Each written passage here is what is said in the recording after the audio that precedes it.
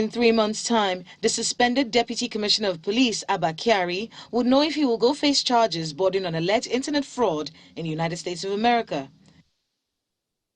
This comes after the federal government had filed a suit before the federal high court seeking to extradite him at the request of the American government to face trial in his indictment in an alleged internet fraud by a Nigerian, Abdulrahman Abbas, also known as Hush Puppy.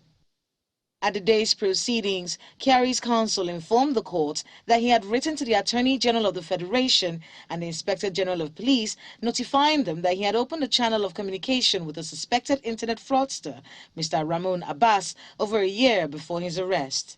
In the 2 letters tendered in court, Mr. Kyari explained that the purpose was to give confidence to the suspected fraudster and lure him to come to Nigeria, where an ambush was already laid for a sting operation by his own strike force. Besides, he informed the court that the American authorities once commended him for the commitment he was exhibiting in the battle against internet fraud. He further told the court that the wire fraud charge brought against him by the American government is not known as an offense under the Extradition Act and therefore should not be allowed by the court. Counsel to the federal government, Mr. Pius Akuta, however, urged the court to discountenance the arguments of the defendants. He said that conditions precedent for extradition have been met by the American government with the filing of charges against Kyari and a formal application that he be brought to the United States to establish his innocence or otherwise in the indictment for internet fraud. We wrote 2 letters, one in January 2020, another one in March 2020. And those letters were not read.